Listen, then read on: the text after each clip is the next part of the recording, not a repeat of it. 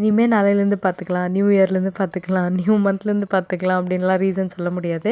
ஏன்னா நான் கல்யாணத்துக்கு முன்னாடி 54 கேஜி இருந்தேன்னா, இப்போ வெயிட் செக் பண்ணி பார்க்குறேன் அப்படியே 10 கேஜி ஏறி இருக்கு. ஐயோ நெஞ்செல்லாம் வலி. இந்த வருஷம் நான் பட்ட பாடெல்லாம் வீணாக போதே அப்படின்னு சொல்லிட்டு, இல்லை இனிமேல் ஸ்ட்ரிக்டாக இருக்க போகிறோம், இனிமேல் ஹெல்த்தியாக தான் சாப்பிட போகிறோம், வெளியிலலாம் சாப்பிடக்கூடாதுன்னு ஒரு டிசைட் பண்ணிட்டேன். என் லைஃப் ஸ்டைலில் ஒரு சின்ன சின்ன சேஞ்சஸ் பண்ணால் பொறுமையாக வெயிட் லாஸ் ஆக ஆரம்பிச்சிடும். பட் எனக்கு வந்து கொஞ்சம் ஸ்ட்ரிக்டாக மெயின்டைன் பண்ணணும் நான் சாப்பிட்றது அப்படின்னு தோணுச்சு.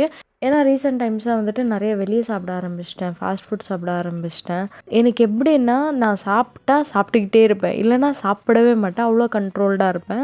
இது வந்து எனக்கு ஒரு பெரிய டிஸ்அட்வான்டேஜ் ஆக்சுவலாக. இந்த போர்ஷன் கண்ட்ரோல் அப்படின்ற ஐடியாலஜி எனக்கு செட் ஆகாது. ஏன்னா நான் சாப்பிட்டா ஃபுல்லாக சாப்பிட்ருவேன், இல்லைனா சாப்பிடவே மாட்டேன். அந்த மாதிரி ஒரு கேரக்டரு.